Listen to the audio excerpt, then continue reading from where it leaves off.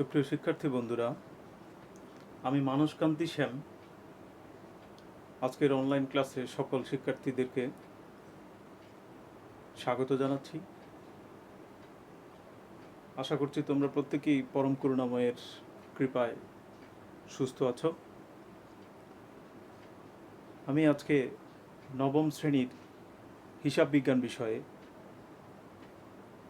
একাদশ অধ্যায় পণ্যের ক্রয় মূল্য, উৎপাদন ব্যয় ও বিক্রয় মূল্য নির্ধারণ এই চ্যাপ্টারটা নিয়ে আলোচনা করব।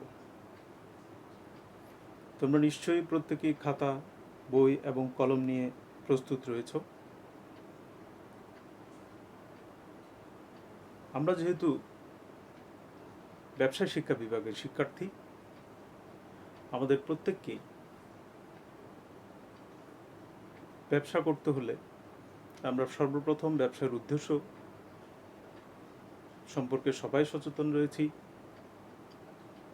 প্রথম এবং প্রধান উদ্দেশ্য সবার মুনাফা অর্জন করা। মুনাফা অর্জন করতে গেলে আমাকে কোনো না কোনো পণ্য বা সেবা বিক্রয় করতে হবে।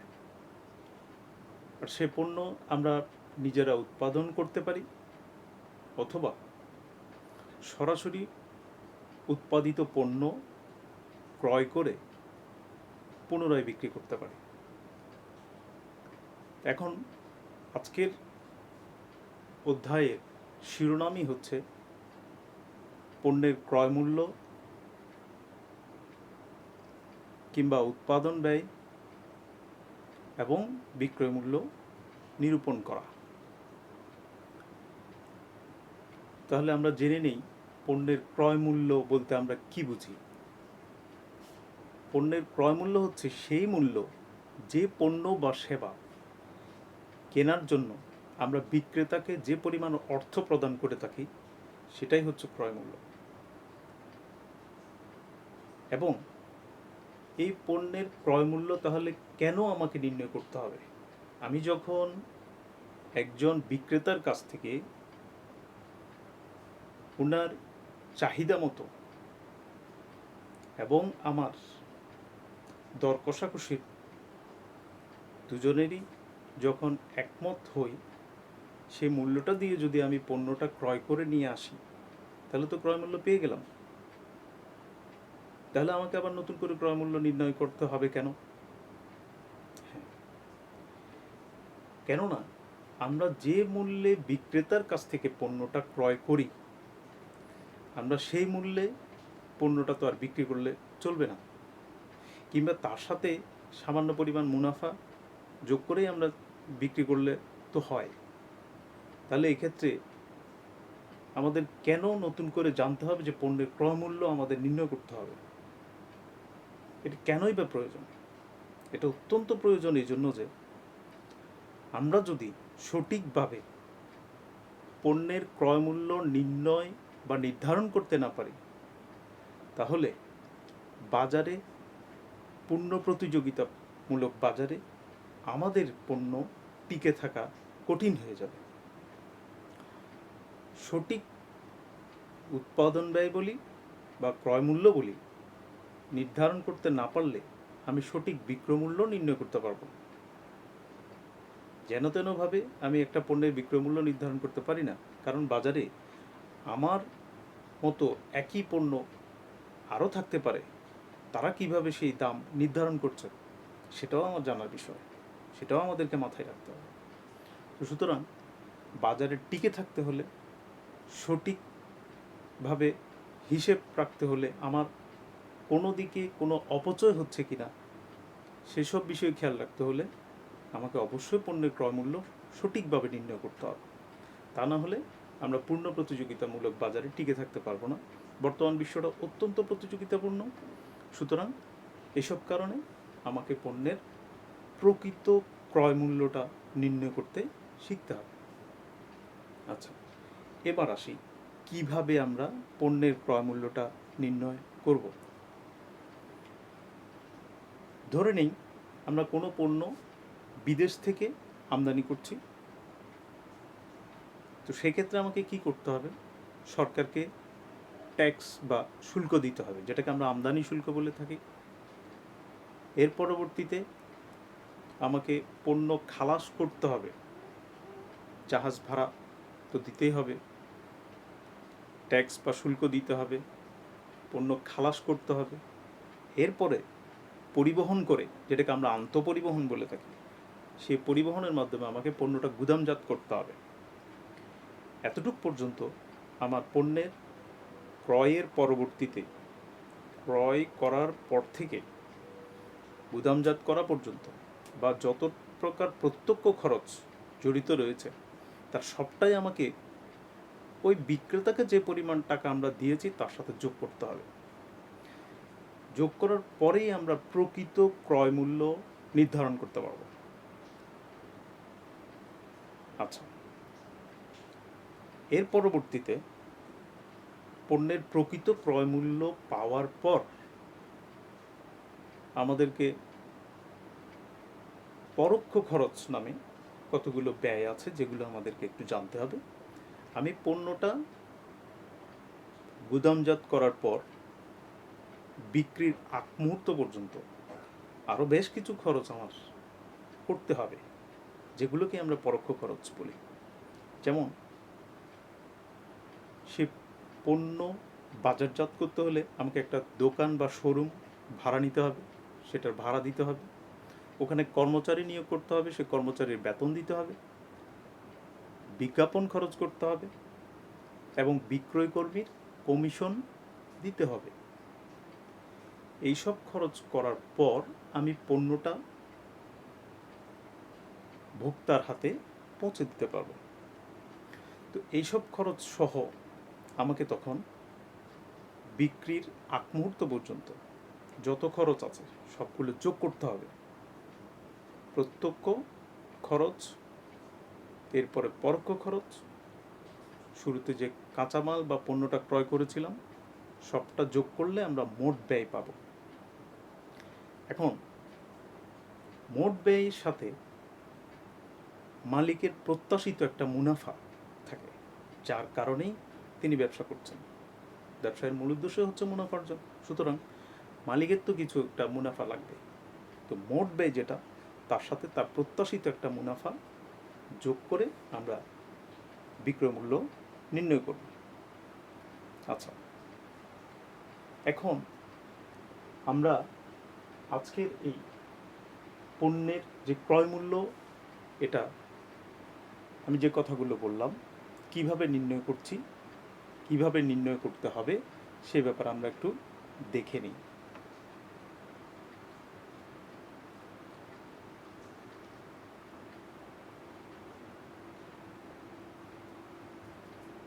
আমরা পাশেই দেখতে পাচ্ছি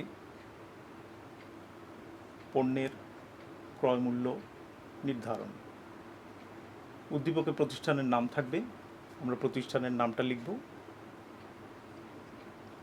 তারিখ লিখব, বিবরণ দিব, টাকা, ঘরে টাকা লিখব। প্রথমে লিখতে হবে, আমি বলেছি পণ্য ক্রয়ের জন্য বিক্রেতাকে প্রদত্ত অর্থ। আমরা যে পণ্যটা কিনছি তার জন্য সে পণ্যের বিক্রেতাকে যে টাকাটা দিতে আমরা আগ্রহী, সেই টাকাটা। এর পরবর্তীতে তার সাথে আমরা যোগ করব প্রত্যক্ষ খরচসমূহ। কি কি থাকতে পারে? আন্তঃপরিবহন, অর্থাৎ পণ্যটা গাড়ি ভাড়া দিয়ে নিয়ে আসতে হবে সেই খরচ। ডক চার্জ, এটা একটা জাহাজের ভাড়া বা পাটাতন ভাড়া যেটা। কুলির খরচ থাকতে পারে, আমদানি শুল্ক থাকতে পারে, সরকারকে আমরা যে ট্যাক্স বা শুল্ক দেব সেটা।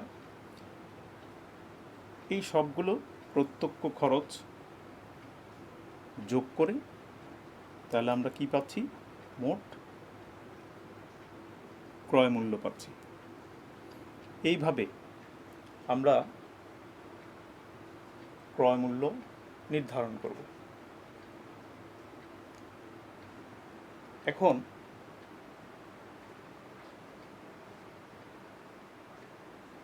আমরা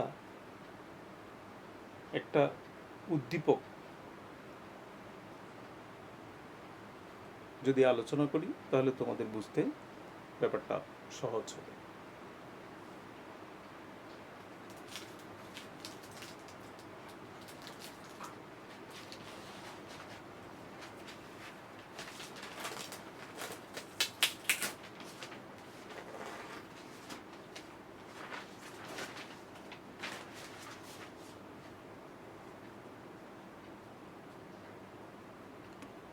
এবার আমরা একটু উদ্দীপক দেখে নিই।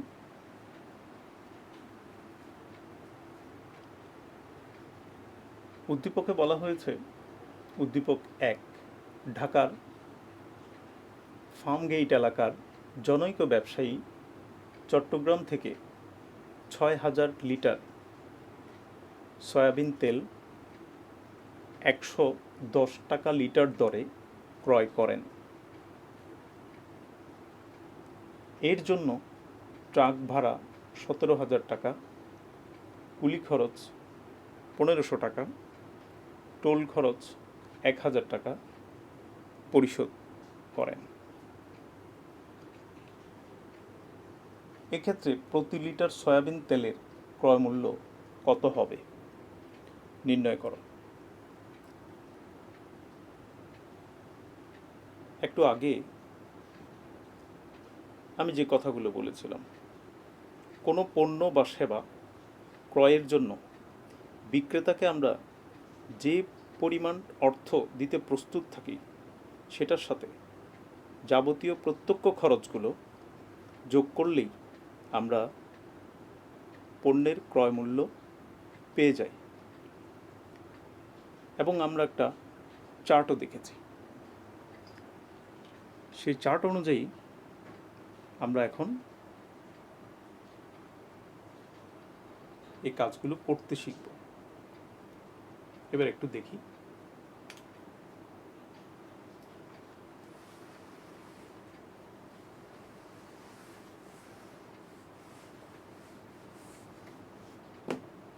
কিভাবে আমরা পণ্যের উদ্দীপক থেকে এই পণ্যটার ক্রয় মূল্য নির্ণয় করব আমরা একটু দেখব।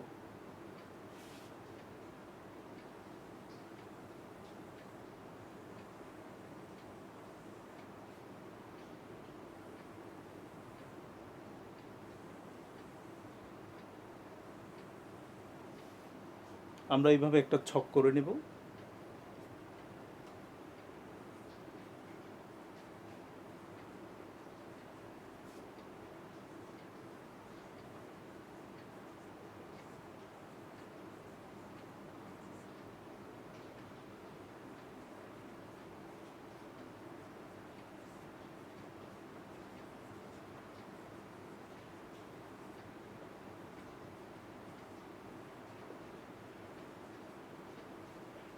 প্রতিষ্ঠানের নাম, তারিখ লিখে নেব। এরপর সরাসরি পণ্যটা ক্রয়ের জন্য ক্রেতা বিক্রেতাকে যে অর্থ দিতে প্রস্তুত ছিলেন বা দিয়েছেন, আমরা সেই অর্থটা লিখে নেব।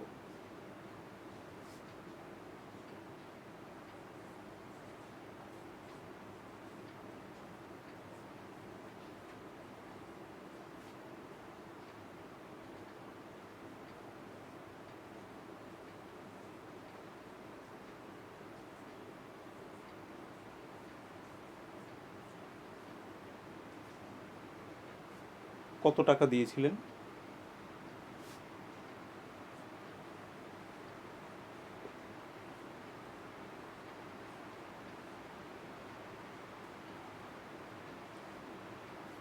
এই কথাটা অঙ্কের বিষয়টা আমরা চাইলে এই কলামেও লিখতে পারি।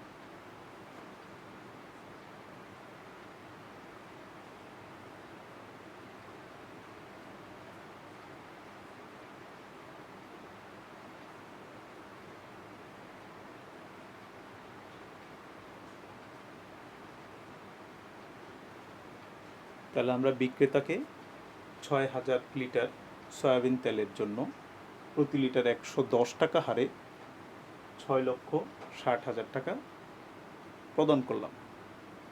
এর পরবর্তীতে আমরা কিছু প্রত্যক্ষ খরচ করেছি। পণ্যগুলো কিনে নেয়ার পরে গুদামজাত করা পর্যন্ত বা দোকানে নিয়ে আসা পর্যন্ত আমরা যে খরচগুলো করেছি সেগুলো হচ্ছে প্রত্যক্ষ খরচ, আর সেগুলো এখন কি করব, আমরা এই মূল্যের সাথে যোগ করব।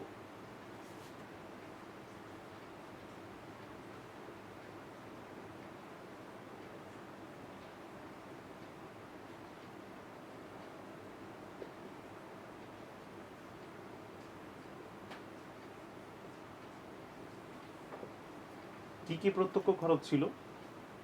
তিনি ট্রাক ভাড়া করেছিলেন,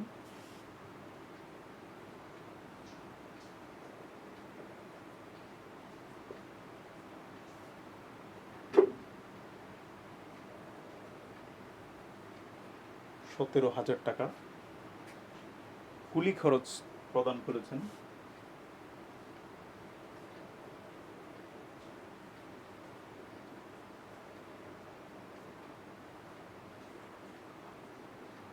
$1,500,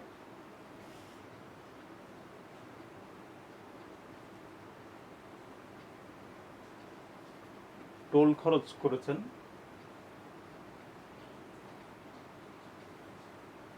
$1,000।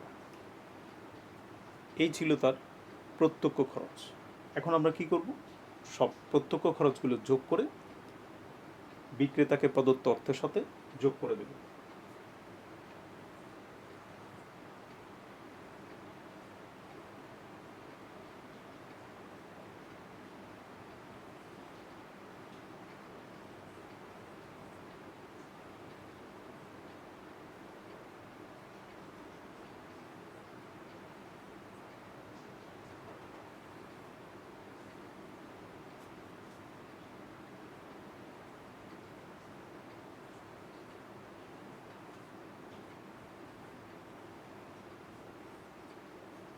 মোট ক্রয় মূল্য নির্ণয় করলাম। দেখতে পাচ্ছি আমরা তিনি 6,60,000 টাকার সয়াবিন তেল কিনেছিলেন এবং প্রত্যক্ষ খরচ করেছেন 19,900 টাকা। তাহলে সব মিলিয়ে এখন তার 6,79,500 টাকা খরচ হয়েছে। আমার প্রশ্ন ছিল প্রতি লিটার সয়াবিন তেলের ক্রয় মূল্য কত হবে? এখন আমরা যেটা করব, প্রতি লিটার কিভাবে বের করব তোমরা সবাই জানো। আমরা মোট ক্রয় মূল্যকে 6,000 দিয়ে যখন ভাগ দিয়ে দেব, তাহলে প্রতি লিটার তেলের ক্রয় মূল্য বের হয়ে যাবে।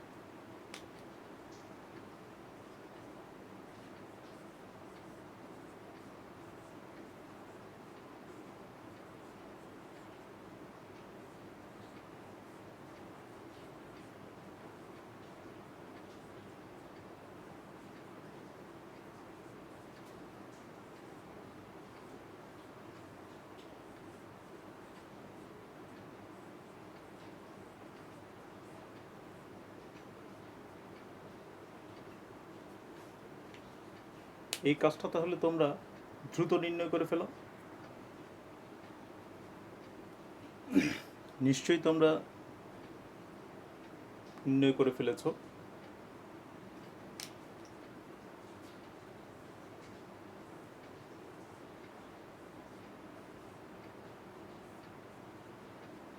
$113.25 প্রতি লিটার সয়াবিন তেলের ক্রয় মূল্য আমরা নির্ণয় করেছি। এখন ওই ব্যবসায়ী প্রতি লিটার সয়াবিন তেলের ক্রয় মূল্য নির্ণয় করেছেন। আমি আগে বলেছি কেন নির্ণয় করতে হবে। তাহলে তোমরা দেখতেই পাচ্ছ উনি 110 টাকা দরে কিনেছিলেন কিন্তু বিক্রেতার কাছ থেকে। এই পর্যায়ে এখন দেখো তার প্রতি লিটার তেলের ক্রয় মূল্য দাঁড়িয়েছে 113.25 টাকা। তাহলে আরও 3.25 টাকা বেশি হয়ে গেল ক্রয় মূল্য। আমরা এখানে লিখেছি মোট ক্রয় মূল্য 6,79,500 টাকা, অর্থাৎ প্রতি লিটার তেলের ক্রয় মূল্য দাঁড়ালো 113.25 টাকা। অথচ আমরা সরাসরি ওই বিক্রেতাকে দিয়েছিলাম 110 টাকা। তাহলে এবার বুঝতে পেরেছ কেন আমাকে পণ্যের ক্রয় মূল্য নির্ধারণ করতে হবে। শুধু যেন তেনভাবে নির্ধারণ করলেই হবে না, সঠিক এবং নির্ভুলভাবেই নির্ণয় করতে হবে। নিশ্চয়ই তোমরা বুঝতে পেরেছ। এরপর আসি আমরা বিক্রয় মূল্য তাহলে কিভাবে নির্ণয় করব। এবার আমরা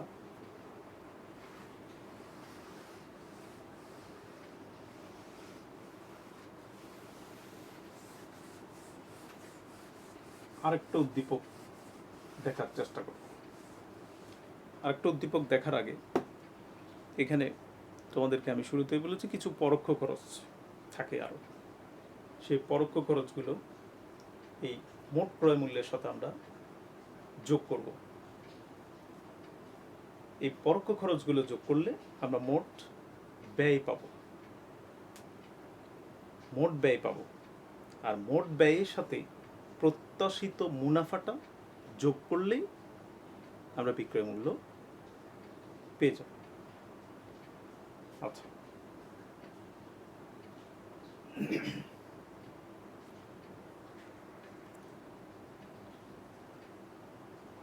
পরোক্ষ খরচ কি কি থাকতে পারে আমি শুরুতে বলেছি, আবার একটু বলি। আমরা গুদাম থেকে সেই পণ্য শোরুমে নিয়ে যেতে যে গাড়ি ভাড়া লাগে, যেটাকে আমরা বিক্রয় পরিবহন বলে থাকি, বা বিক্রয় পরিব্যয় যে সমস্তগুলো রয়েছে সেগুলো যোগ করতে হয়। এটা কি কি? অফিস ভাড়া থাকতে পারে, দোকানের বা শোরুমের ভাড়া থাকতে পারে, ওখানে যে কর্মচারীরা থাকে তাদের বেতন দিতে হয়, বিক্রয় কর্মীকে কমিশন দিতে হয়, বিজ্ঞাপন খরচ করতে হয়, এছাড়াও আরও নানা প্রকারের খরচ থাকতে পারে। বিক্রয়ের পরবর্তী সেবা, বিক্রয়োত্তর সেবা যে সমস্ত কিছু, যেমন যদি সেটা ফ্রিজ, টেলিভিশন, এয়ার কন্ডিশনের ব্যবসা হয়ে থাকে, আমরা জানি কি ওয়ারেন্টি, গ্যারান্টি টাইপের কিছু কথা আমরা সবাই শুনেছি কম বেশি, সেই সেবাগুলো বিক্রয়োত্তর সেবায় বলা হয়। সেই সেবা খরচটাও আমাদেরকে অ্যাজাম্পশন করে নিতে হয় এবং সেটাকেও বিক্রয় পরিব্যয় হিসেবে গণ্য করে আমাদেরকে মোট ব্যয়ের সাথে ইনক্লুড করতে হবে। আচ্ছা, কিছুক্ষণ আগে আমরা যে উদ্দীপকটা পড়েছিলাম, এটার সাথে সংশ্লিষ্ট আরেকটা উদ্দীপক, আমরা দ্বিতীয় উদ্দীপকটা একটু দেখে নিই। আমরা দেখতে পাচ্ছি উদ্দীপক 2, ফার্ম গেটের ওই ব্যবসায়ী কৃত পণ্য ভোক্তার নিকট পৌঁছাতে গিয়ে নিম্নোক্ত ব্যয়সমূহ সম্পাদন করেন। কি কি খরচ করেছেন? দোকান ভাড়া দিয়েছেন 7,000 টাকা, কর্মচারীর বেতন দিয়েছেন 5,000 টাকা, বিজ্ঞাপন খরচ করেছেন 1,500 টাকা এবং কমিশন প্রদান করেছেন আবারও 1,500 টাকা। এছাড়া তিনি মোট ব্যয়ের 10% মুনাফাও প্রত্যাশা করেন। উদ্দীপকটা খেয়াল করেছো তোমরা ভালো করে? তাহলে এই ক্ষেত্রে প্রতি লিটার তেলের বিক্রয় মূল্য কত হবে? আচ্ছা, এক্ষেত্রে প্রতি লিটার তেলের বিক্রয় মূল্য আমাকে নির্ণয় করতে হবে। এবার আমরা প্রতি লিটার তেলের বিক্রয় মূল্যটা কিভাবে নির্ণয় করতে হবে একটু দেখি।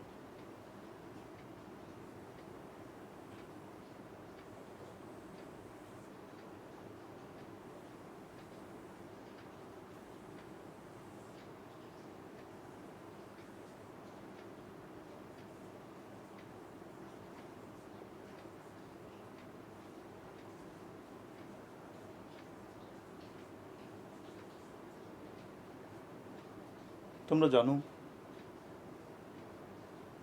যখন প্রশ্নের খ নাম্বারের উত্তর বা প্রয়োগমূলক উত্তরটা যদি ক এর সাথে সংশ্লিষ্ট হয় কিংবা অনুধাবনমূলক প্রশ্নের সাথে সংশ্লিষ্ট হয়, তাহলে আমরা সরাসরি ক থেকে কিংবা অনুধাবনমূলক প্রশ্নের উত্তর এখানে সংশ্লিষ্ট অংশের সাথে যোগ করে দেব সরাসরি। তাহলে আমরা কি লিখব?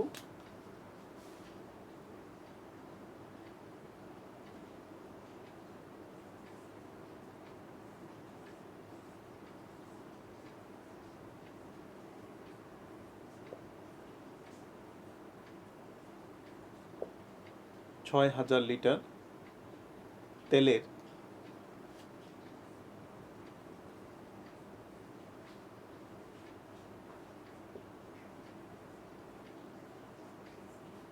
মোট ক্রয় মূল্য কত ছিল?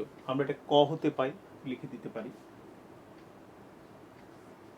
অথবা উদ্দীপক 1 হতে পাই।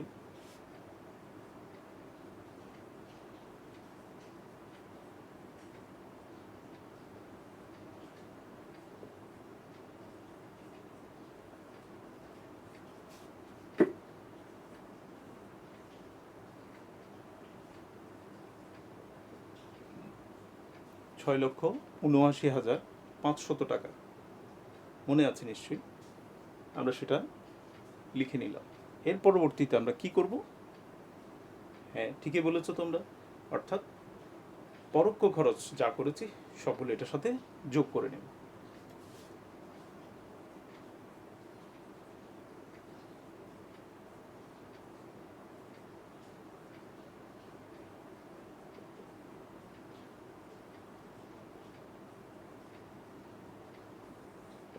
কি কি রয়েছে? দোকান ভাড়া ছিল,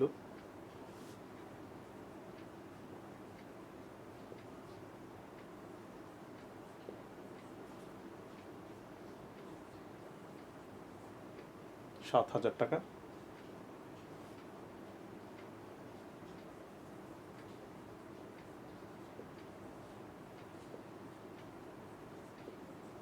কর্মচারীর বেতন ছিল ৳5,000।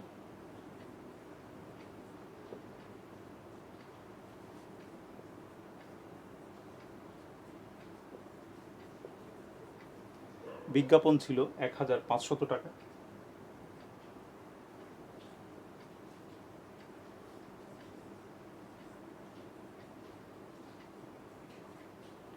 কমিশন ছিল ৳1,500।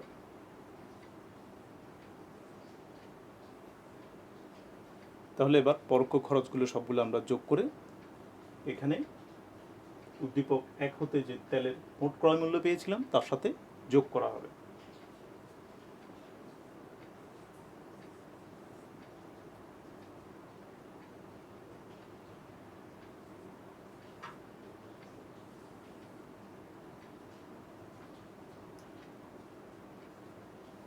দেখো, তাহলে আমরা 15,000 টাকা তার পরোক্ষ খরচ নির্ণয় করেছি। মোট ক্রয় মূল্যের সাথে এখানকার পরোক্ষ খরচ সব যোগ করলে আমরা মোট ব্যয় পেয়ে যাব।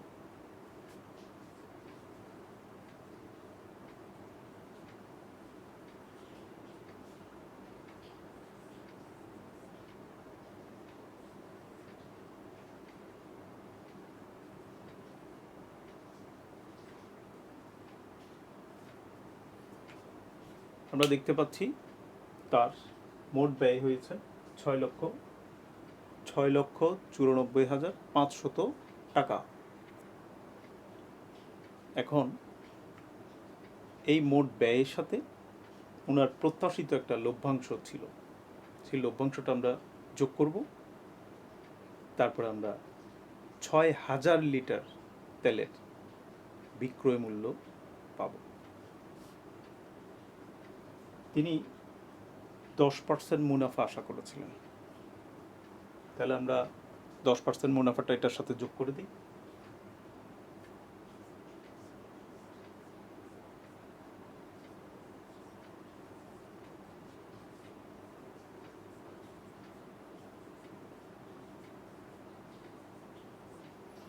প্রত্যাশিত মুনাফা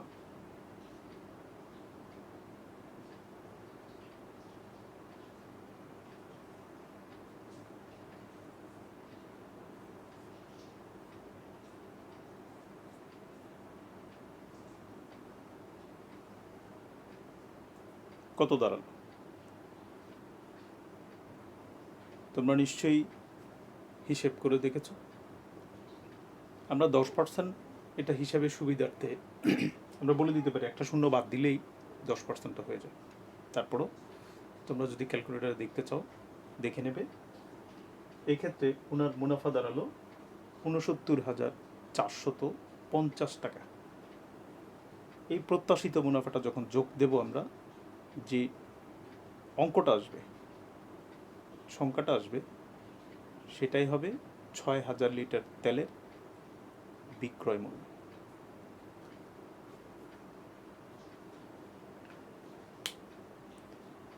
আমি উপরের অংশটা একটু মুছে নিচ্ছি।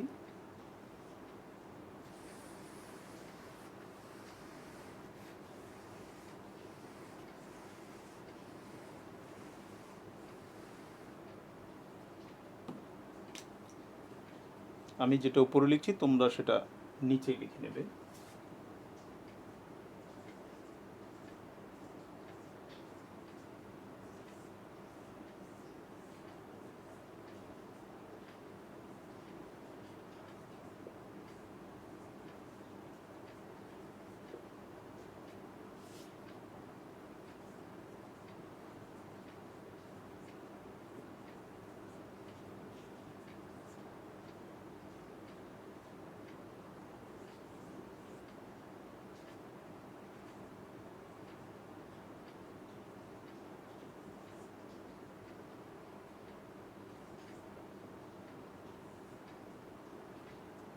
7,63,950 টাকা।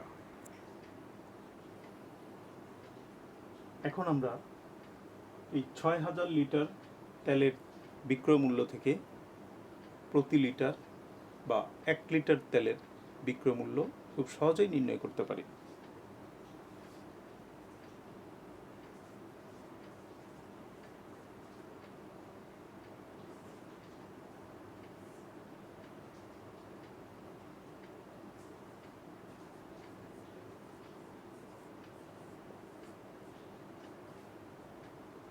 এক বা প্রতি লিটার তেলের বিক্রয় মূল্য 7,63,950 ভাগ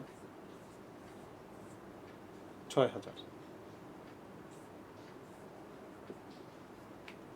তাহলে এবার তোমরা এটা নির্ণয় করে ফেলো দ্রুত। নিশ্চয়ই তোমাদের কাঙ্ক্ষিত ফলাফল চলে এসছে, যেটা হচ্ছে 127.325 টাকা। 127.325 টাকা। আমি আবারও লিখছি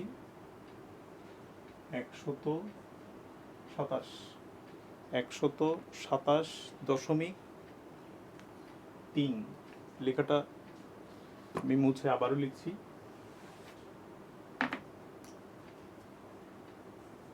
127.325 টাকা।